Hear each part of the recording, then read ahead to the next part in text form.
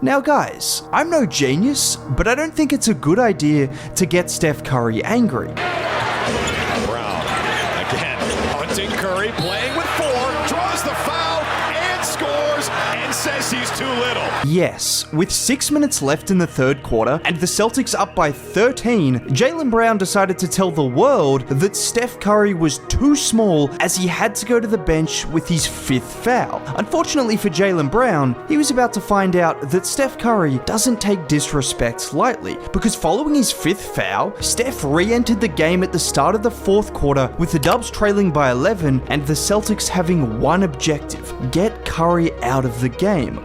Well, that didn't go all too well. Steph started his flurry by losing Holiday off the ball for a catch-and-shoot 3. A couple of minutes later, he got the switch onto Tatum and blew straight past him, but it was the last couple of shots of the 4th quarter and overtime that only Steph Curry can make. Here he is with Jrue Holiday out top. Trace sets the screen, and pause here. For any normal player, even great NBA players and all-time great shooters, Al Horford is in a perfectly fine position. Not for Steph Curry.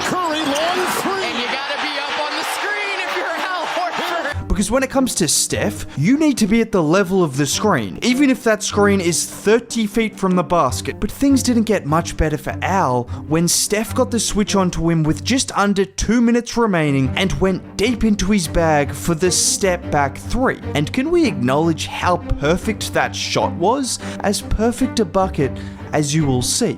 Well, nearly perfect, because the shot he made in overtime was even better.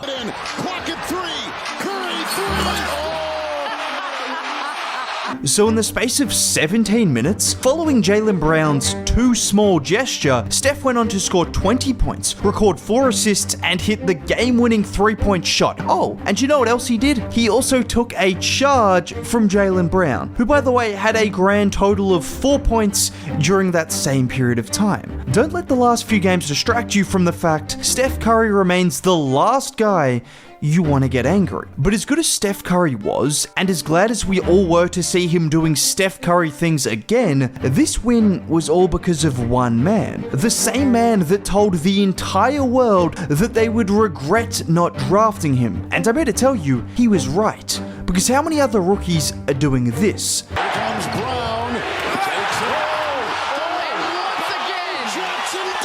And that was just one of 3 blocks Trace had in a performance where he finished with 10 points, 13 boards, and was a plus 25. No, you don't need to readjust your eyes. He was a plus 25 in a game that went to overtime, and his impact was so clear to see. So clear that Steve Kerr said this following the game. Second great game in a row. You can see the impact he makes. He's going to play. He's going to be in the lineup. And there's a reason that Steve Kerr has no choice but to play him. He's just that good. Within just a couple of minutes of Trace re-entering the game, Klay has the ball on the wing. He goes for a jumper, and look at Trace elevate over 2 defenders to tip the ball to JK for the putback. And don't worry, we'll talk about JK as well, because it's time for the NBA world to realize he's taken a leap. Just ask Jaylen Brown. You need to have that move there by Jonathan Kuminga and the finish. But getting back on topic, after setting up JK for a putback, the very next possession down the floor, Brown has the ball out top. He gets past Pods, and from the weak side comes Trace to swat it away. If you watch it back, you see the anticipation from Trace, not leaving Horford until the perfect time to swat the shot away. And I'm now just realizing pretty much all of these plays involve Jaylen Brown getting embarrassed. And this is what Trace brings, which no other Warriors big aside from Draymond has. He is a legit rim protector. Not only is he a super athlete, but as a 23-year-old, he's got the IQ to help off at the right time. And don't think for a second that these same traits don't translate to the other end of the floor. With his ability to run the pick and roll with Steph and CP3, driving hard to the rim, or in some cases, catching lobs. In fact, I want to show you a play that didn't end in a bucket, but the reaction from Steph said everything. Right here is TJD setting the screen for Steph to get the ball on the move. With Cater stepping up, TJD rolls, and Steph just throws it upstairs to Trace, who gets up high, forcing a foul. And when I say the reaction was everything, look at Steph smiling and laughing. He's doing that because he hasn't played with someone who has that kind of athleticism since JaVale McGee. And that kind of athleticism puts defenses in a tough position. They have to step up and guard the ball, or stay back and let Steph hit the floater. Don't just take my word for it, CP3 talked about it post-game. With the way that Trace plays, if you saw our game in Portland, we got some wide open threes just because of his ability to put pressure on the rim.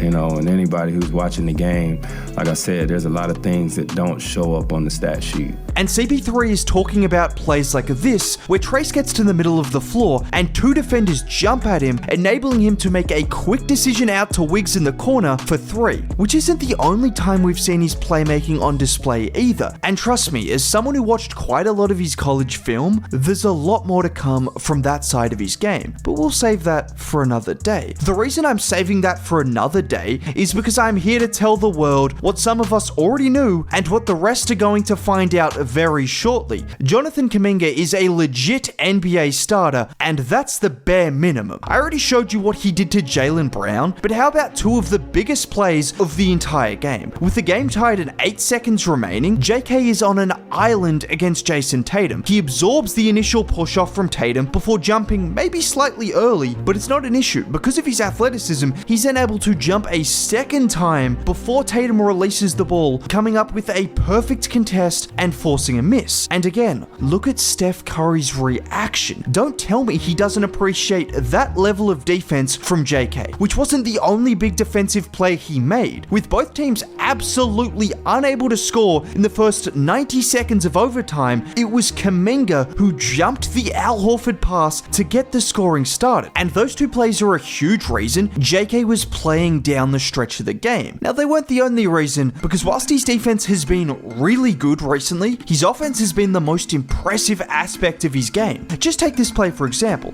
In front of him is Derek White, who is considered one of the best defenders in basketball. JK doesn't try to blow past him, but instead slows his dribble down, bumps into White before getting him on the pump fake and putting it in. This right here is the biggest difference in JK's game this season. He looks like a genuine matchup nightmare every time he gets the ball. For instance, look at him have Cater on an island at the 3-point line and just drive straight past him to the rim. He's too big for guards and he's too quick for centers and forwards. Not to mention his decision making as a playmaker has been much improved as well, to the point where he's passing up open shots for himself to get other guys even better looks, which is just a reflection of how the game has slowed down for him to the point where he feels comfortable not rushing like he used to do. There's something different about this group of Warriors young guys. They aren't messing around. Now, if you did make it all the way to the end of the video, consider dropping a like, subscribe to the channel for more content like this. Have a great day. Bye.